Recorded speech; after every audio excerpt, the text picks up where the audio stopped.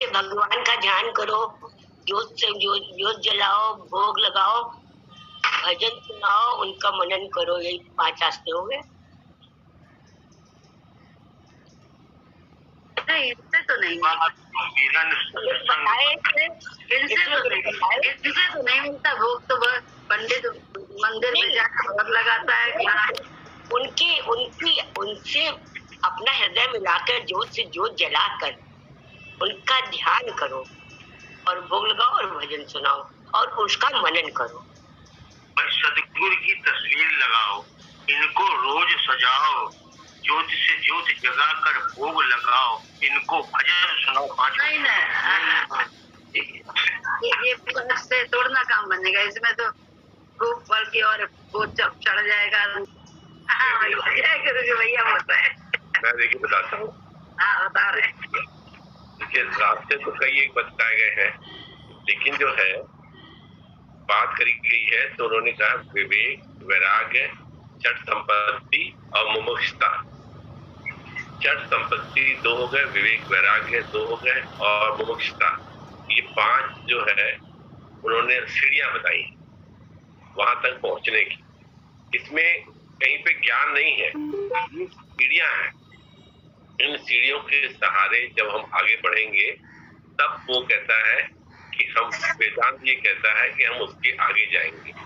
एक छोटा सा हम उदाहरण बताते हैं कि जब कभी किसी के घर जाते हैं या कोई हमारे घर मिलने आता है तो अक्सर जो है हमने देखते सुनते आए हैं, लोग कहते अरे आपका बेटा बड़ा कमजोर है, आपकी बेटी बहुत कमजोर है, आपने कभी कुछ खिलाया नहीं क्या, इसको दूध देते नहीं है क्या पीने के लिए।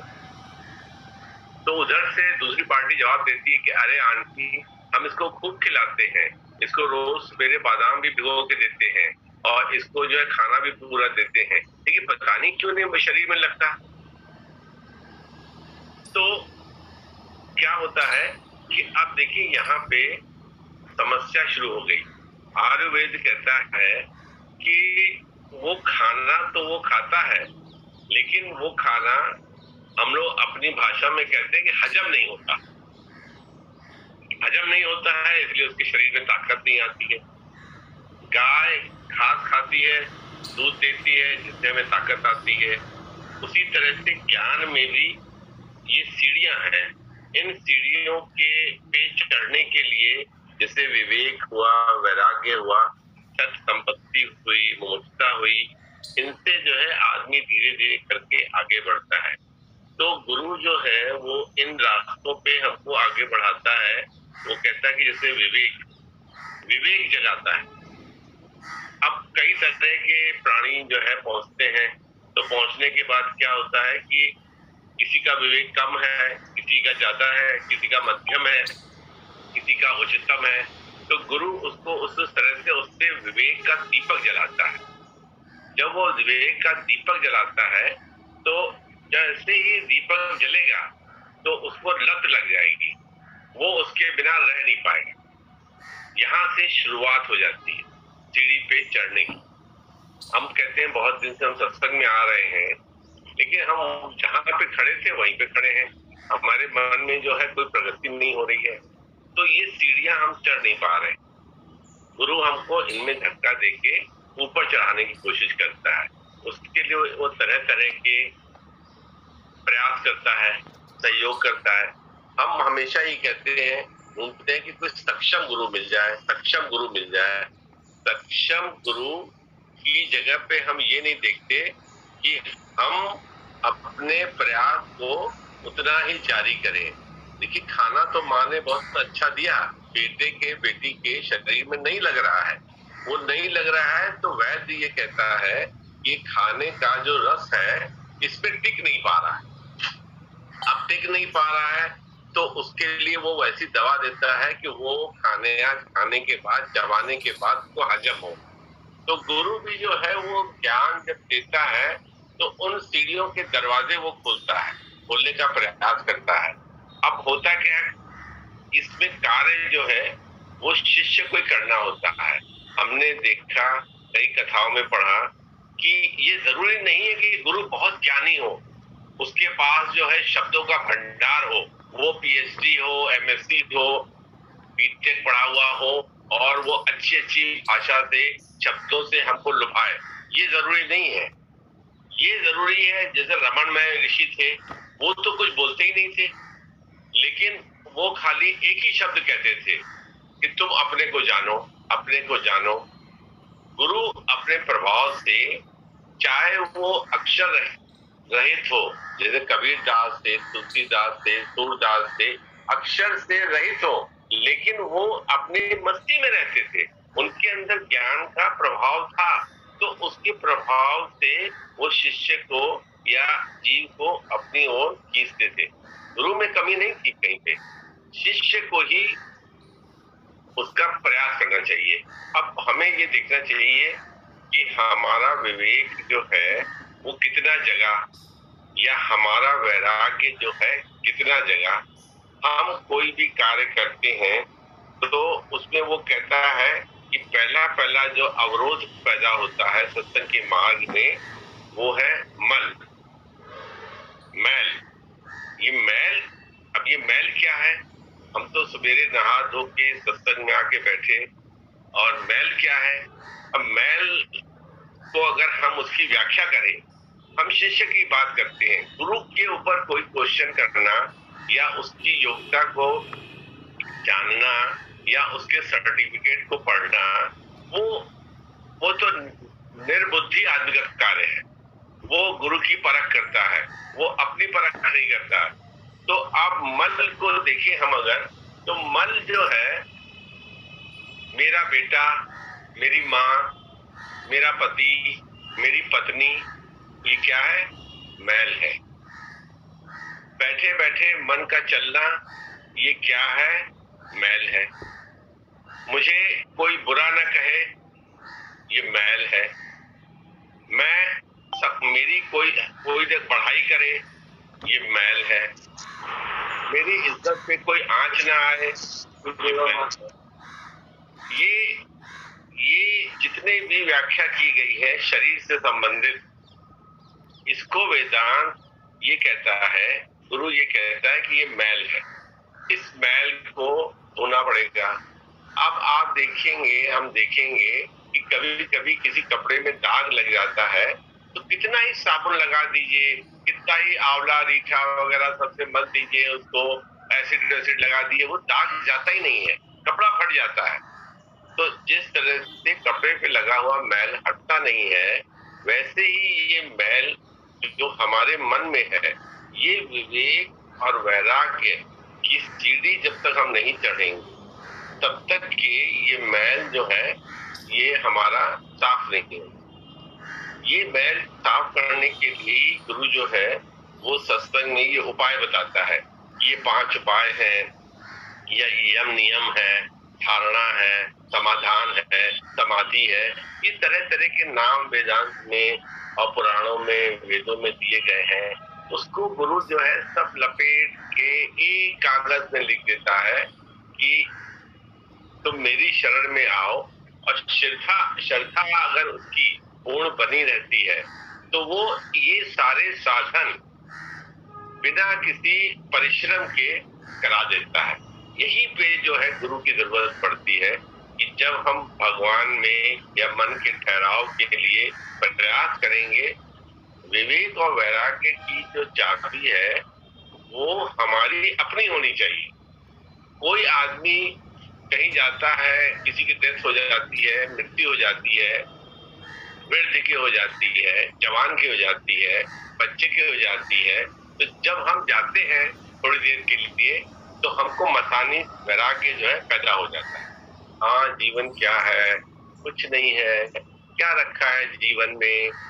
हम बेकार में प्रयास करते हैं।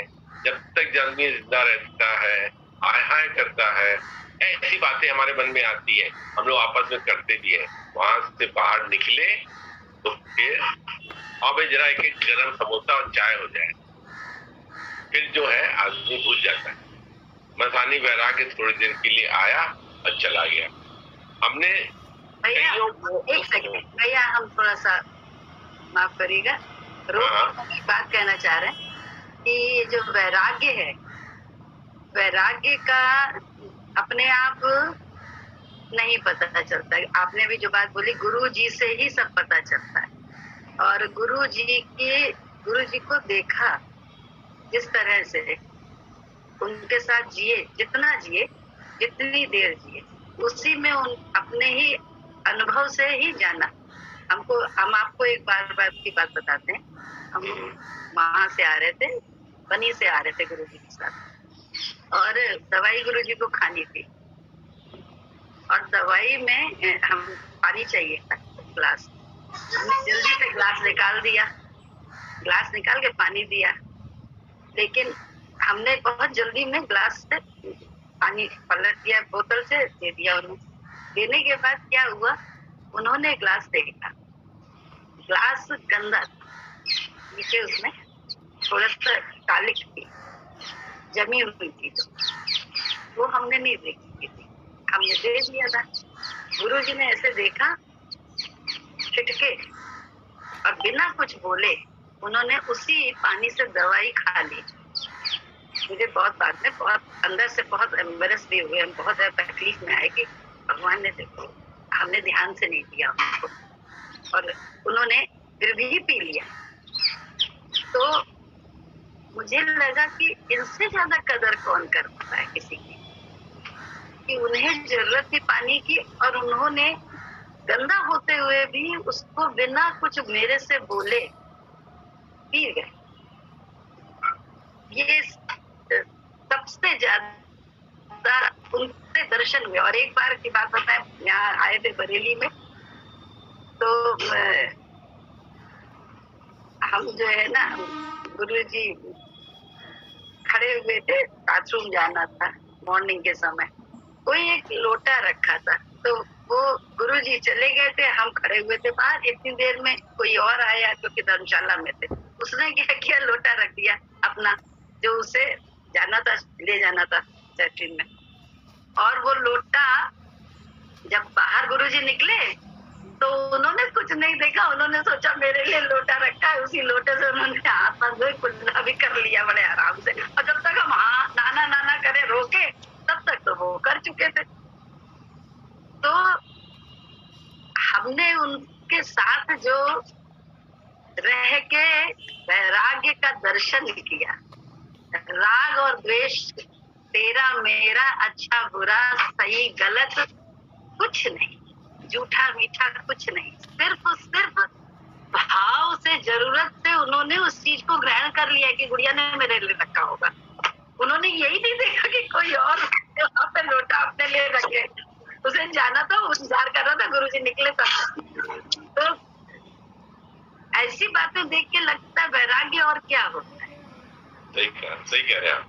वैराग्य, इससे ज्यादा और वैराग्य क्या है कि जहाँ कुछ है ही नहीं, सब कुछ भगवत है, जरूरत थी, भाव था, काम हो गया, पानी पी लिया उन्होंने। जो हमें बहुत बाद में बड़ा रोना भी आया कि हमने गुरुजी को कैसे बिना देखे पानी दे दिया गंदे ग्लास, लेकिन उन्होंने मांगा जल्दबाजी में कि इन्हें बस तुरंत देना है, उसमें दे दिया था।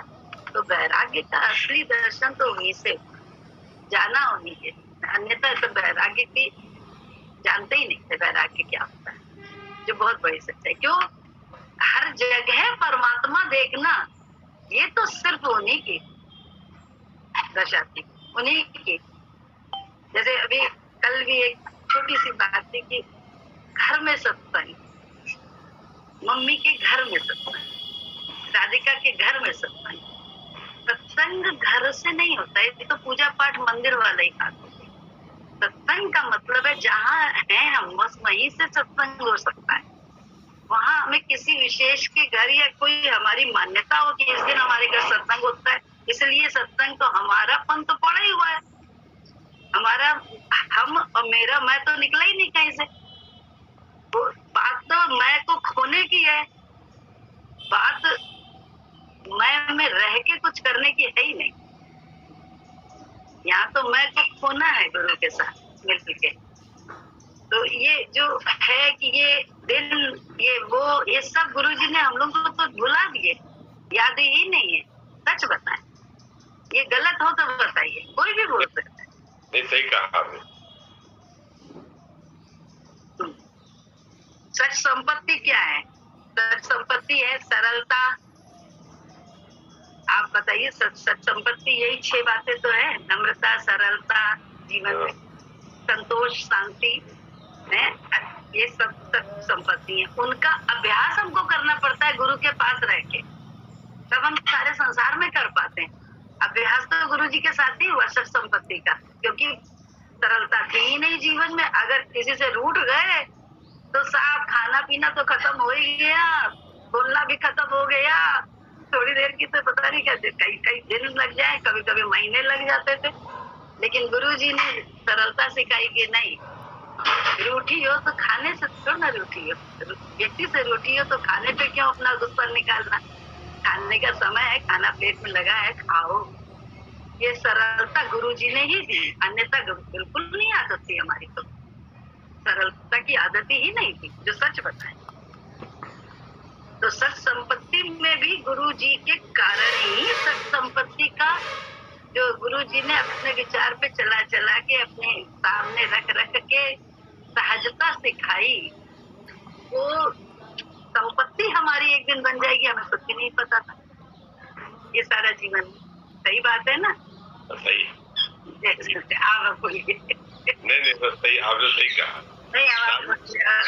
दीदी एक बार माता जी रुकी हुई थी हमारा, तो रात में रुकी थी, तो अब सवेरे जो है उनको ब्रश करना था, तो ब्रश भी कोई नया नहीं था, जीभी भी कोई नई नहीं थी। तो ब्रश तो खैर एक बेबी का जो ब्रश होता है वो अलग बहुत दिन का रखा हुआ था पैक्ड, वो तो दे दिया अपन। हमने कहा माता जी जीभी नहीं है, कहने तुम तो करती हो जीभी। हमने कहा हाँ करते हो भाई। तो कहने लगे कि वो तुम दे दो, स्टील की है ना। हाँ, कहने लगे उसको मान लेंगे कि अभी पानी पीते हैं तो गिलास बदल बदल के पीते हैं कि हम एक ही गिलास में पीते, उसको भी मान ही तो जाता है, कोई पी लेता है तो माना जाता है, तो हम पी लेते हैं उसमें। इसी तरह जीभी है, जीभी को तुम ले आओ। हमने अच्छा फिर हमने 2 जीभी दी जो आप बता रही ना। तो ऐसा देखा हमने भी माता जी के साथ। आ जाती है गुरु जी का, कहते ना कोई भी ज्ञान चलता है, गुरु जी की करनी याद आ जाती है। गुरु जी का उसमें उस स्थिति में कैसे अपने को मिला लेना था वो याद आ जाता है। तो सच्चाई है, गुरु ही ज्ञान है, सारा ज्ञान गुरु ही है। गुरु को जितना पढ़ गए हम लोग, गुरु जी को जितना हम उनके विचार पे चले। आप बताते हैं, बहुत अच्छा लगता है, बताइए भैया। ऐसे नहीं सर, आपका आशीर्वाद चाहिए। मैं ये कह रहा था कि मैं बीच में अभी इसलिए आना पड़ गया मुझे, एक तो ये 5 बातों की बात आई, दूसरा कल शाम के सत्संग में जूम के बंद होने की बात ऐसे चल रही थी, मैं बैठा था वहां पे। तो मैं ये कह रहा था, देखिए कि ये एक अश्वमेध यज्ञ है, इस यज्ञ में आहुति देनी चाहिए, इस यज्ञ की आग को बुझाना नहीं चाहिए। ये ऐसी मेरी धारणा है। बाकी तो आप लोग सक्षम अधिकारी हैं, सक्षम कॉम्पिटेंट पावर है, जो चाहे आप करें, हमें स्वीकार्य है, कोई ऐसी बहस की बात नहीं है। क्योंकि सत्संग, भजन या गुरु के नाम पे बहस नहीं बनती है, प्रार्थना बनती है। हम प्रार्थना कर सकते हैं कि देखिए ये एक हमारी ये हमारी जो है एक्सपीरियंस हमारा ये कहता है कि ये एक बहुत अच्छा कार्य है, ये अनचाहे में एक यज्ञ चल रहा है, तो इस यज्ञ की अग्नि को प्रज्वलित रखना चाहिए। ऐसी मेरी धारणा है और ऐसी मेरी जो है आप सबसे प्रार्थना है कि चलते रहना चाहिए। क्योंकि बदलने से ठीक है, ये हो सकता है कोरोना की महामारी ने, दैवीय आपदा ने हमको एक अनचाहे में गिफ्ट दी है, हमें नया रास्ता दिखाया है। तो मेरी आपसे गुजारिश है कि मतलब इसको चलने दें। आप, ये अच्छी बात है, ये इससे बहुत भला होगा। और समय समय पे डॉक्टर कहता है कि दवाई खाओ, तो दवाई कहाँ से आई? जो गुरु के आशिक हैं या जो गुरु में विश्वास रखते हैं, तो उनको भी तो कुछ खाने के लिए चाहिए। ये है कि मैंने देखा कि भाई कुछ लोग वीडियो ऑफ करके बैठते हैं, कुछ वीडियो ऑन करके बैठते हैं, कुछ लोग जो है बीच में खुल जाता है उनका। लेकिन देखिए, ये एक बहुत ही पुण्य का कार्य गुरु जी अपने जो है अदृश्य शक्ति से करा रहे हैं। ये इस बात को आप लोग मान के चलिए, ये बात जो है सही है। तो इसको आप जो है और आगे बढ़ाएं और इसमें और ज्यादा जो है किस तरह से अच्छा हो, किस तरह से प्रभावित हो। ये इतनी जो बातें हैं, ये विवेक, वैराग्य, षट संपत्ति, मुमुक्षुता, ध्यान, धारणा, ये सब कैसे आएगा? हम इतनी बड़ी बड़ी बातें हम बताएं, आप हमें इतनी बड़ी बड़ी बातें बताएं, फिर हम घर बैठे रहें, सत्संग में छूट जाए, करेंगे नहीं, कैसे होगा? फिर क्या बहुत देर तक सोने से, बहुत देर जो है दूसरे की बुराई करने से, बहुत ज्यादा खाना खाने से, बहुत ज्यादा भगवान जो संसार मन लगाने से होगा? ये सब तो देखिए चारों तरफ से माया हम लोग को पकड़ने के लिए बैठी है। और फिर सबसे बड़े दुख की और वेदना की बात ये है, पल पल हमारा इस मनुष्य जीवन का जा रहा है, इसका आभास हमको नहीं हो रहा है।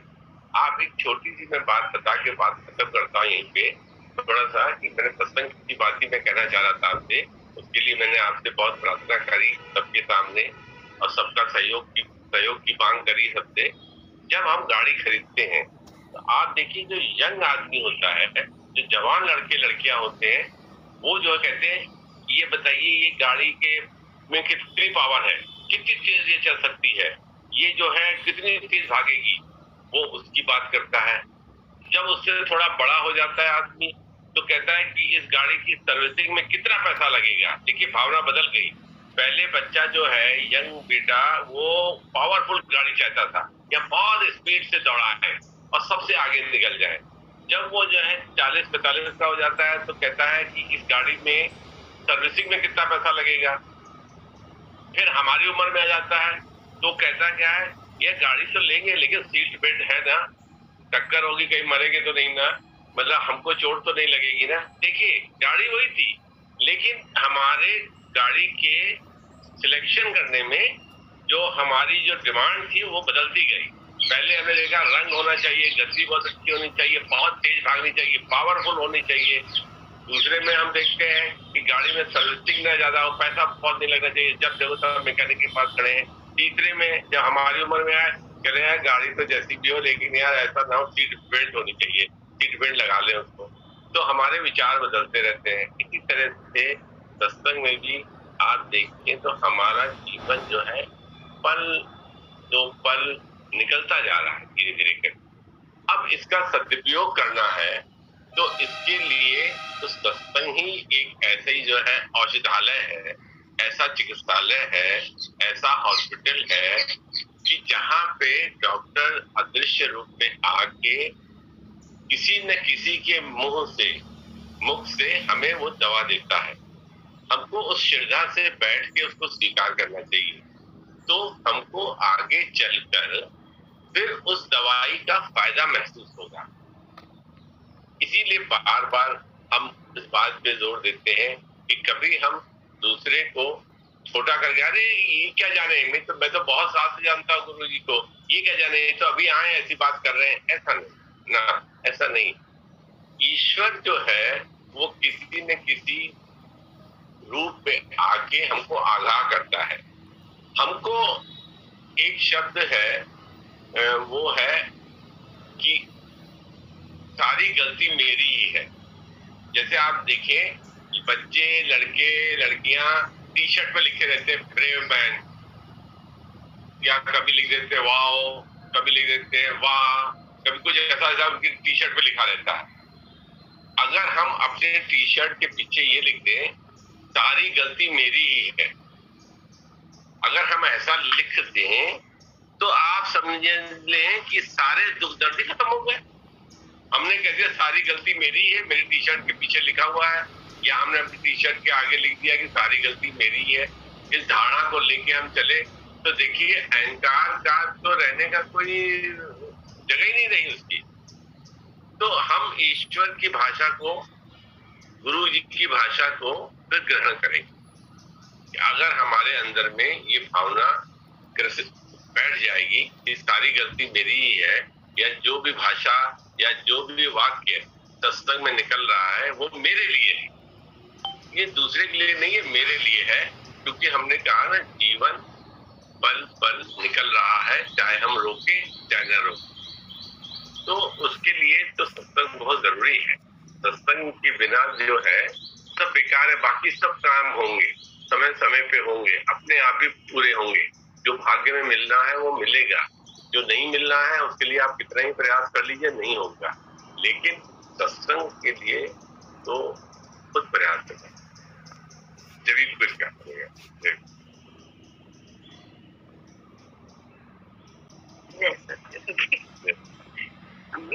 हम सच बताएं, हमारे सबको देखते हैं ना, जैसे कल रेखा दीदी की तरफ भी वहाँ सुना, दिल्ली में भी सत्संग, वहाँ भी सत्संग, सब जगह। यहाँ फिजिकल सत्संग इसलिए नहीं शुरू हो रहा है क्योंकि 2 टाइम हम लोग जो करते थे वो कर रहे हैं। इसलिए आया था, गुरु जी की कृपा से ही। गुरु जी चाहेंगे तो कुछ नहीं खत्म होगा। धन्यवाद। निश्चिंत हम लोग इसीलिए, जब गुरु जी जो चाहते हैं, जैसा चाहते हैं वो अपने आप कर लेते हैं और बड़े सक्षम हैं। जो चाहते हैं, जो उनकी इच्छा होती है, तो भले संसार में उथल पुथल हो जाए, कोरोना आ जाए, उनके माध्यम से पूरी होती है उनकी इच्छा, हम लोगों की नहीं, उनकी इच्छा। तो ये तो हम खूब अच्छी तरह से देख रहे हैं और इसीलिए बार बार गुरु जी पर बहुत ज्यादा उनके आगे सर झुकता है। यार तुम, मुंह से यही निकलता है, यार तुम किस कौन सा रास्ता निकाल के काम करते हो अपने मन का। ये सिर्फ आप ही की पास कला है, आप ही की, क्योंकि सृष्टि है, आप ही का ये संचालन है, हमारा और आपका नहीं, उनका ही। ये साफ समझ में आता है। तो जब जैसा चाहते हैं वैसा कर लेते हैं। सुमंती हमें अच्छी तरह से याद है, उसकी गवर्नमेंट की सर्विस भी निकल गई थी। जो एज होती है ना गवर्नमेंट की सर्विस की, वो एज भी निकल गई थी, कुछ नहीं था। और वो बहुत हर जगह डालती थी अपने पढ़ाई के लिए, टीचिंग, लेकिन नहीं होता था। लेकिन बाद में बैक डोर से उसको वो सर्विस मिल गई एज निकलने के बाद।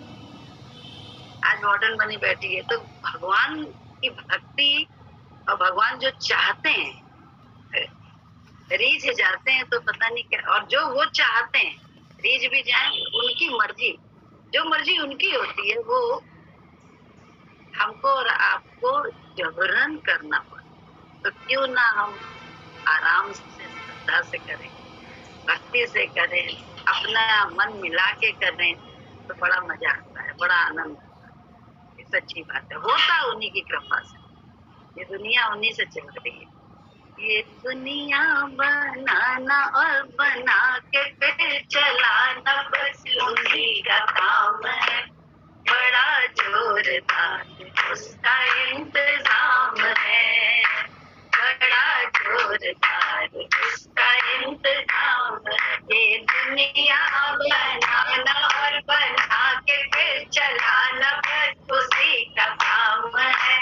बड़ा जोरदार उसका इंतजाम है, बड़ा जोरदार उसका इंतजाम है। रात ही को रात, प्रभात को प्रभात, शाम ही को शाम है। बड़ा जोरदार उसका इंतजाम है, बड़ा जोरदार उसका इंतजाम है। रात ही को रात, प्रभात को प्रभात, शाम ही को शाम है। बड़ा जोरदार उसका इंतजाम है, बड़ा जोरदार उसका इंतजाम है। सारे जहां की उसके हाथ में लगाम है। बड़ा जोरदार उसका इंतजाम है। ये दुनिया बनाना और बना के फिर चलाना बस उसी का काम है। बड़ा जोरदार उसका इंतजाम है, बड़ा जोरदार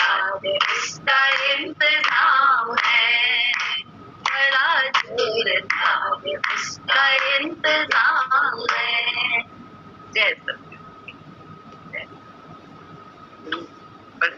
बोलिए भैया कहाँ है? या भैया बोले, कोई बोले पप्पू भैया बोले, बहन जी बोले, कोई बोले। बहन जी कुछ कहिए। कुछ तो है नहीं बोलने को, तब तो तुम ही बोल देती हो। तुमसे पा करके भरपूर हो जाते हो, रुक हो जाता, बोलने का मन ही नहीं करता। बस डूब जाओ अंदर भगवान में। भगवान में सुख है जो, तो कहीं सुख है नहीं। डूबने में जो सुख है तो ऊपर आने में सुख है नहीं। संसार तो कैसा है, संसार कैसा भूलो। संसार आज ये हो रहा है, वो हो रहा है, वो हो रहा है, ये संसार। तो संसार में छूटे शरीर में देख, जैसे शरीर में कुछ कुछ होता रहता है, ऐसे संसार। शरीर ही तो संसार है, और क्या संसार है? शरीर अपना संसार है। शरीर को भगवान में डुबो देना, भगवान में डूब जाता है तो मजा आता है। और तुम डुबा देती हो, तुम्हारी कृपा है हमारे ऊपर जितनी ज्यादा। हम तो धन्य धन्य मानते, धन्य धन्य मानते। सब कह रहे थे कर कि बंद न करना, बंद न करना, तुमसे कह रहे थे कर। तो हमने कहा कि कितनी कृपा है भगवान की, सबको अच्छा लगता है, खाली हमें को नहीं, सबके अंदर सुख मिलता है। लेकिन पूरा पूरा लेना चाहिए, पूरा पूरा नहीं लेते। संसार को सत्य माने बैठते, संसार सत्य है नहीं, बहुत छूटे वाला। एक दिन सबको रोना पड़ता है। तो इसलिए अपना खुशी का इंतजाम करो ना। भगवान हमारे हैं, अब भगवान के ये नहीं कोई करता। भगवान को गुरु ऐसा हम लोग को गुरु ने सुख दिया, और आज जो किसी से भी मिल रहा है वो गुरु ही तो है। जो मिल रहा है जिससे, तो हमारे गुरु तो हमारे दर्शन कर रहे हैं, आपको बता रहे हैं ऐसे चलो, ऐसे चलो, ऐसे चलो। मानोगे तो आगे जानोगे, बिना माने जान नहीं सकते। ये पहले जान है ना, बिना जब पहले जान ले तब माने, ऐसा नहीं होगा। सारे दिन भीख मंगो की तरह ये ठीक कर दो, वो ठीक कर दो, वो ठीक कर दो करते रहते भगवान से, भीख मांगते रहते। जबकि भगवान ने कोई कसर नहीं छोड़ी हम लोग को देने में। इतना दिया कि आकर ही न समाये। गाते हैं लेकिन मानते नहीं।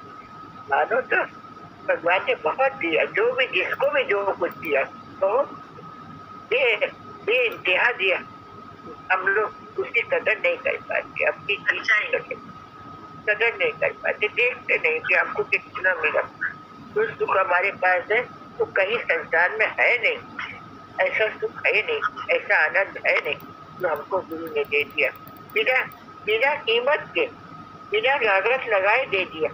हम लोग इस काबिल में नहीं थे कि हम लोग को दिया जाए, लेकिन गुरु की कृपा देखो, कितना दयालु, कितना कृपालु। हम लोग को आज तक भर रहा है। हम तो धन्य मानते अपने को कि गुरु ने हमको अपनाया। आगे गुरु ने अपनाता तो कहा गाड़ी के चीजें, तो गुरु ने अपनाया और बहुत कृपा है। हर पल हम उनकी कृपा देखते, उनकी दया देखते, और क्या बताया, और हम तो कुछ बता नहीं पाते। हमारे तो हालत ही गड़बड़, तो ये गुरु इतना करवा देते तो इतना हो जाता। अच्छा, जय गुरु। हाँ बिल्कुल सही आप कह रही। मांगना जो है ना, ये जो बोलते हैं ना, भगवान से ही भीख मांगते रहते हैं। इसका कारण ही यही है कि गुरु जी ने तो हम लोगों को बोले, गुरु जी तो वो पारस है जो अपने पारस से ही बनाते हैं, में सक्षम है, सोना नहीं, पारस से ही बनाते हैं। लेकिन हम लोग है ना अतृप्त ही इसीलिए रहते हैं क्योंकि हम उनसे वो लेते ही नहीं। हम ऊपर के तल पर रहकर ही इंद्रियों के द्वारा ही उनका साथ भी चाहते हैं, तो इंद्रियों से ही रस लेते हैं, इसके अलावा कुछ नहीं। हम उनके ज्ञान को तो नहीं ग्रहण करते ना, कि उन्होंने क्या ज्ञान दिया, तू भी वही है जो मैं। अब उन्होंने कह दिया, मान लेने से तो मैं नहीं हो जाऊंगा। मुझे भी उनके विचार को, उनके शरणागत होके उनकी चरणों की रज मतलब क्या है? उनके गंदे से गंदे उल्टे सीधे हर विचार को सही मान के अपनाना है। चरणों की रज को ये बाहर के थोड़ा ना है कि धूल को माथे पे लगाना है या क्या करना है, ये सब कुछ नहीं। उनकी गलत से गलत विचार को भी हमको मानना पड़ेगा सही। तो वो बोले वो हमें जब सही, हम आप लोगों का क्या था, यही तो हुआ कि गुरु जी ने जो कहा वो माना, जैसा जैसा रखा वैसे रहे। तो उसी से बोले अंदर में पता चल गया, अंदर में प्रकट हो गया, वही हो गया। नहीं तो बोले गुरु क्या करता है? आप समान करता है। कभी गुरु जी ने ये नहीं कहा कि बस तुम मुझे भगवान करके पूछते रहो। उन्होंने तो साफ कहा तुम अपने को जान लो, तुम भी वही हो, मैकेनिक हो जाओ इस शरीर के। बस कितना है, शरीर की मनोवृत्ति के मैकेनिक बनाया उन्होंने हम लोगों को। अब मनोवृत्ति को देखने वाले, जैसे गाड़ी अपनी जब चलाने वाले हो गए, उसके मैकेनिक हो गए, तो मालूम है कहाँ रोकनी है, कहाँ स्पीड तेज करनी है, कहाँ क्या करना है, कैसे ब्रेक लगाना है, कैसे जो है ना गियर बदलना है, सब मालूम होता है। कब बैक लाइट, कब फ्रंट लाइट, पर सब मालूम होता है। सेम वही बात जो है ना गुरु जी शरीर को चलाने की उन्होंने बताई कि शरीर कैसे, इसके तुम मैकेनिक बन जाओ, मास्टर बन जाओ। तो मन के यहाँ पे मन ही के तो मास्टर बनना और करना क्या है? जितना जितना मन के मास्टर बन जाओ गुरु के विचार से। तो गुरु ने ये क्यों किया, ये नहीं करना चाहिए था, ये करना चाहिए था। बोले सभी बातों में तो एक बट लगा रहता है, एक बट लगा रहता है, तो मेरी जिंदगी में भी एक बट लगा रहता है। कभी हम भगवान की महिमा जान ही नहीं पाते। तो छोटे छोटे जो गुरु जी के हैं कि सत्संग करो,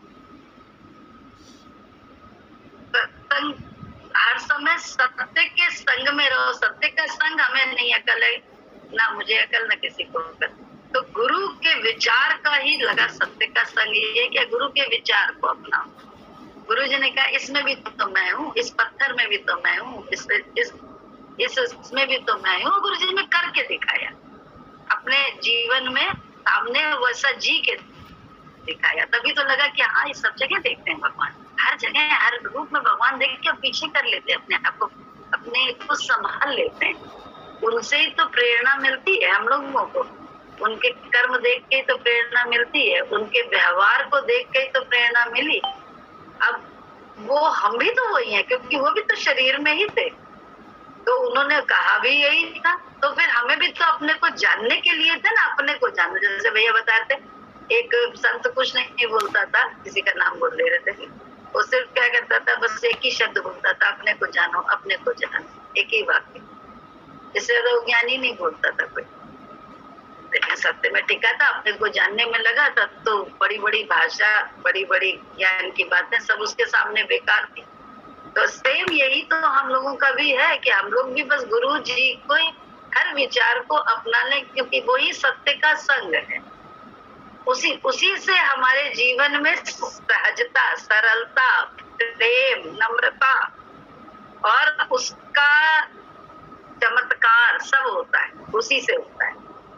तो ये जो सत्संग के लिए जैसे बोला उन्होंने, विपरीतता होती है, इसमें कोई शक नहीं, बहुत विपरीतता है। लेकिन क्या है, अब उसको हम लोग सहर्ष अपना ले तो हमारी तपस्या बन जाती है। हट से, जोर से जो हम करते हैं क्रिया, दुखी होके, वो हमारी तपस्या नहीं, क्रिया रह जाती है बस। और क्रिया का तो कोई फल जाता है। जो विपरीतता हो उसको सहर्ष अपना ले, वो हमारा तप कहलाता है। तो क्या हम तप कर रहे हैं अपने सहर्ष? क्रिया तो हम बहुत कर रहे हैं, मन बिगाड़ के। सहर्ष कहाँ करना है? जो हमारा यही, कभी तो गुरु जी ने देखे गृहस्थ में ही ज्ञान दिया है, गृहस्थ से अलग नहीं होता है, क्योंकि यहाँ पल पल हमारे मन की नहीं होती, दूसरे के मन की। तो उसी में हम जब झुकते भी हैं तो ना अपने को सच में सत्य से मिला के, मतलब सही है ये, ऐसा करके तो हमारा मन परेशान भी नहीं होगा। और हम हमेशा के लिए जो है ना, जिस आनंद में आएंगे उसको दोबारा पाने के लिए सोचेंगे, अरे क्योंकि वो मेरा तप बन जाएगा। तो तप से ही तो मिलता है। क्यों कहा गया है तपंतम राजन राजंतम नरकम, मतलब तपस्या से राज मिला और राज भोगने लगे तो नरक भी तैयार हो गया। तो ये नरक जो तैयार होता है वो कहाँ से तैयार होता है? तपस्या पहले हमने करी गुरु के विचार से, सहर्ष करी, क्योंकि गुरु जी ने कहा इसमें मुझे देखो, इसमें मुझे देखो। लेकिन वहां फिर हम जो है बेईमान करने लगे कि हम तो भोगने वाले हो गए, अब तो हम सही कर। तो बोले वही हमारे लिए नरक की शुरुआत भी शुरू हो जाती है, क्योंकि अब हम गलत सही बहुत कुछ करने लग गए अपने जीवन में। तो वहीं से नरक भी शुरू हो जाता है। ज्ञान बड़ा गुरु जी का बहुत अच्छा है, बहुत बहुत अच्छा है, और बड़ा सीधा रास्ता है, बड़ा सरल रास्ता है, जिसमें दोनों जहान की दौलतें मिलने का है। सच कह रहे हैं, बिल्कुल क्या 100% तो कम है, 1000% सही बात कह रहे हैं, मतलब सच्ची बात बोलना है कि ये दोनों जहान की दौलतें देने का ये है। लेकिन क्या है इसमें, क्या हम अपनी तरफ झांक के एक बार देखें कि कौन सी विपरीतता को हम सहर्ष उस विपरीतता में शामिल होते हैं अपने जीवन में। अपनों के साथ हो जाएंगे मैं मेरे में, लेकिन जहां मन नहीं मिला होगा अपनों के साथ भी, वहां नहीं हो पाएंगे हम, बिल्कुल नहीं हो पाएंगे। वो विपरीतता हमें कष्ट देगी, लेकिन भक्त होंगे तो उस विपरीतता को भी ईश्वर की रजा समझ के मजे में आके आप उस विपरीतता का आनंद लीजिए। तो ये आनंद लेना हमको और आपको आता ही नहीं है गुरु के बिना। और तपस्या हम सोचते हैं कि हम कर रहे हैं, लेकिन कोई तपस्या नहीं है, वो सब क्रिया है। सह लिया, सहना तो दुनिया सह रही है। एक सास बहू भी दिन भर जो है ना रहती है और सबके साथ बहू पूरे ससुराल में रहती है, जिंदगी बिता देती है, लेकिन मन मिला हो ऐसा ना बिल्कुल नहीं होता है। तो तपस्या उसकी क्रिया ही रह जाती है, बस जबरन करनी पड़ रही है। खुश होके तो ना वो सच्चाई से अपने माँ को, सास को अपनी माँ मान लेती है या ससुर को अपना पिता मान लेती है, बहुत कम रेयर होता है। लेकिन गुरु जी के विचार से चलते चलते चलते चलते ऐसा भी हो जाता है कि वास्तव में वही लगने लगता है। वास्तव में ये तब जो है ना लगता है अरे अपनी ही दृष्टि गलत थी। जैसे बोला ना कि एक जगह जैसे चर्च में लिखा रहता है कि वाव लिखा रहता है, फलाना लिखा रहता है, ऐसे ही मैं ही गलत हूँ, ये लिखा हुआ हो, सारी गलती ही मेरी है, बात खत्म। कि मन की ही सब गलती है, इसके अलावा ही मन दूसरे के पास भी है। तो अगर हम अपना मन जानते हैं, दूसरे के लिए क्षमा होती है। और थोड़े से हम ऊपर होते हैं तो हम मालूम मन तो यही करता है, मन में मन से निकले तो अच्छा है, इसको भी आराम मिल जाए, आनंद मिल जाए। और मन में जब हम रहेंगे तब तक ना हमें आनंद होता है या दूसरा मन में होता है तो उसे नहीं होता है।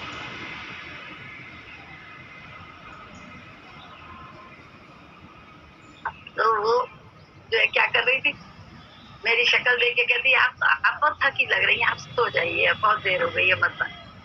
तो हमने कहा नहीं अभी हम थके नहीं है, अभी तो हम बैठे हुए हैं, कपड़ा भी नहीं बदला है, गाउन भी नहीं पहना है, तो अभी तो बात करने का मन है, इसलिए कर रहे हैं। वो बार बार कहे जाए हमसे कि नहीं आप करिए। तब उसके कहते कहते मुझे भी फिर एहसास होने लगा कि हाँ नहीं मुझे भी आ रही है। हमने कहा हाँ, वो वासी भी आ गई, तो हमने कहा हाँ चलो बंद करो। जैसे ही हमने कहा बंद करने को, तुरंत उसने शुरू कर दी कुछ ना कुछ और 15 मिनट कम से कम बात फिर और हुई। फिर हमने कहा चल हम जा रहे सोने, तो फिर उसे तकलीफ हुई। तो हमने कहा देखो, हमने उसे मन दिखाया, हमने कहा देख जॉली, हम जब कहते हैं दिल और दिमाग दो अलग अलग हैं, तो उस चीज को कहाँ स्वीकारते हो? दिल की दशा ये थी कि तुम मेरी शक्ल देख के मुझे सोने के लिए कह रही थी, लेकिन दिमाग जब हावी हुआ तो अब तुम्हें मेरे दिल से मेरी थकान भी नहीं दिखाई दे रही है, तुम कह रहे नहीं अभी और अभी और अभी और। तो दिल और दिमाग को सही दिशा तो देनी है, दोनों को एक करना है। दिल की हालत ये है कि मुझे आराम देना चाहता है, लेकिन दिमाग कह रहा है कि अभी अतृप्ति है, अभी और बात ही नहीं हो रही, अभी बात ही नहीं हो पाई, बात ही नहीं हो पाई। जबकि दिल की हालत बिल्कुल अलग थी। तो दिल और दिमाग अलग अलग है ना। तो दिल की हालत से ही दिमाग को चलाओ तो देखो कितना मजा आ जाएगा। लेकिन क्या करें, हम अपने दिल से, दिमाग से मजबूर है, दिल से नहीं मजबूर है, दिमाग से। क्योंकि दिमाग को हमने, अपनी आत्मा को ही हमने दिमाग में बैठा लिया है और उसी हिसाब से सही गलत का हम लोग निर्णय लेते रहते हैं। अच्छे बुरे का, तेरे मेरे का, ये सब दिमाग से करना है। दिमाग ही तो बीच में आ जाता है। तभी बोला गया बारे महाराज महामहिमा तुमरी, समझे बिरले बुद्धि वाले नहीं, बुद्धि वारे। जो बुद्धि चढ़ाता है तो बुद्धि तो चढ़ानी पड़ेगी। सही गलत करके तो झगड़े होते हैं, तो कहाँ उस समय हम उसको प्रेम से स्वीकार कर पाते हैं। अपने रोल में भी हम फिट नहीं है कि हमारा रोल है अगर जो भी, तो उसमें भी तो ये मर्यादा नहीं है या ये बड़प्पन की बात नहीं है। छोटा समझ के माफ कर देना चाहिए। ये सब कहाँ हम लोग को जल्दी थे। सब तो गुरु जी के साथ रहते रहते फिर संसार की भट्टी में झोंक देता है गुरु ज्ञान व्यान दे के। वहां पे आप सब करते रहिए सहर्ष सहर्ष तब करके, क्योंकि आपके गुरु ने ही हमको और आपको, हमारे गुरु ने ही संसार की भट्टी में रहने को कहा है।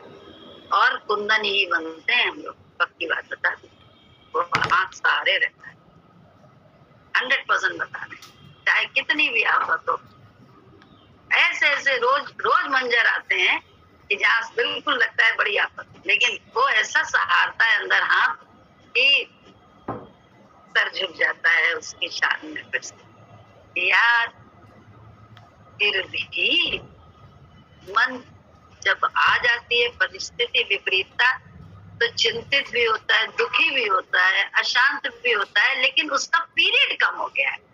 पीरियड उसका पहले महीनों होता था, फिर दिनों में, घंटों में, फिर मिनटों में, फिर सेकंड।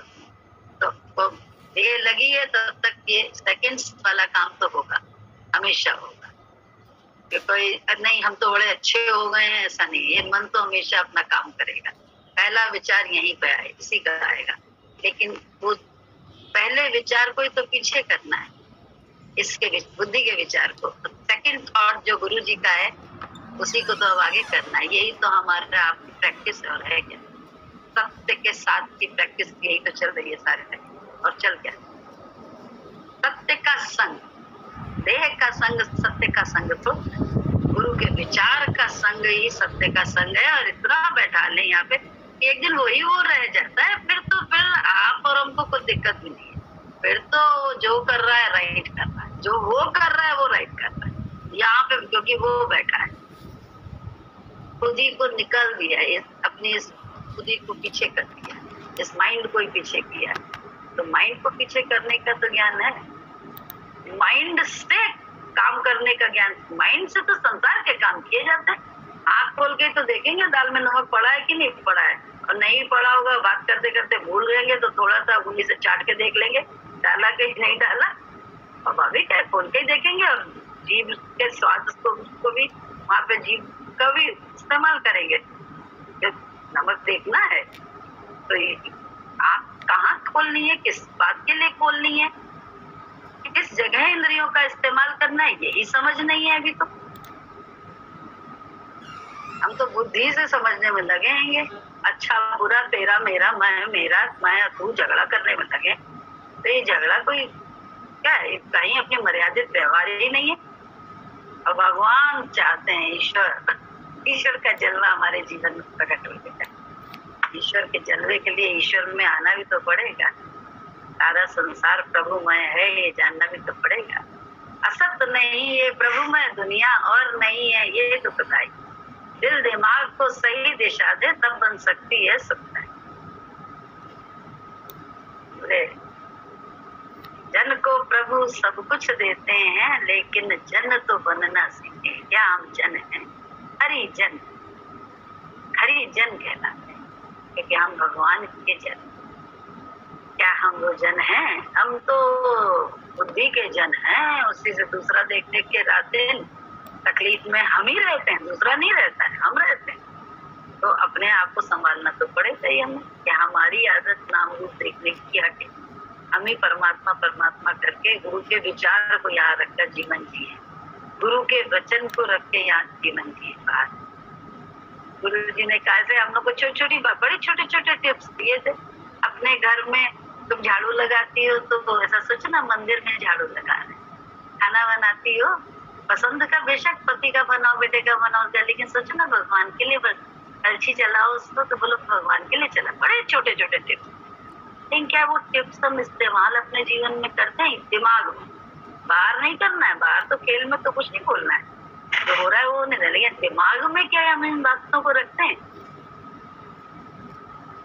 दिमाग में तो हमारी दूसरी बातें होती हैं, ऐसा वैसा, ये वो तू मैं, पता नहीं क्या क्या होता है। तो चाहते हैं हम लोग सब भगवान का जलवा, चमत्कारी है, नमस्कार तो करेंगे, चमत्कार को नमस्कार करने की आदत है। स्वार्थ हो गया पूरा तो नमस्कार हो रहा है, जरा स्वार्थ पूरा नहीं हुआ, 1 सेकंड में नमस्कार क्या अंदर से गलत समझने लगते हैं उस प्राणी को। 1 सेकंड नहीं लगता है, वाणी चलने लगती है। वाणी नहीं चलती तो मन बहुत गलत मानता है।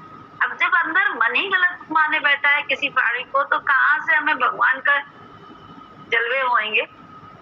कहाँ हम भगवान के उस जलवे में आ सकते हैं? कभी जीवन में आ सकते हैं? कभी नहीं आ सकते। लिखित बात तब बाहर की बात है। आ सकते हैं जलवे में तब जब उसके सुर में सुर मिलाए। पहले गुरु के संग रहने का मतलब ही यही है, गुरु के सुर में, संतों के साथ रहने का मतलब ही है संतों के सुर में सुर मिलाना। इतना तक तो आता नहीं है हम लोगों को। बड़ी बड़ी बातें हम लोग बहुत बात बड़ी बातों की नहीं, बात सिर्फ है कि शरणागति। किसको हम बड़ा मानते हैं भाई? अपने मन के अलावा हमने किसी और को बड़ा माना है? बुद्धि के अलावा। जहाँ बुद्धि बड़ी है वहाँ अशांति तो होगी हमारे जीवन में। सरलता हमारे जीवन से पैदा होगी, संतोष हमारे जीवन में नहीं होगा, शांति हमारे जीवन में नहीं होगी। और ये जब चारों चीजें नहीं है तो आनंद का तो कोई मतलब ही नहीं है कि आनंद हो हमारे जीवन में, क्योंकि हम उसकी करनी में ही ऑब्जेक्शन है। हमने किसी को बड़ा माने ही नहीं है अपने से, सिर्फ हम ही बड़े हैं। और हम अपनी यही नहीं देख रहे, हम ही नाम रूप देखते रहते हैं जाते, तो हम कहाँ भगवान में हैं? अभी हमें कहाँ लगता है इधर भी वही है, इधर भी वही है। तो ये थ्योरी चलती है, थ्योरी के बाद प्रैक्टिकल तो दिन भर है, 1.5 घंटे की थ्योरी है, प्रैक्टिकल दिन भर होता है। करके देखे, गुरुजी कहते थे रात में आज 1 दिन का सिर्फ खर्रा लिख के लाना, दिन भर क्या किया मुझे देना।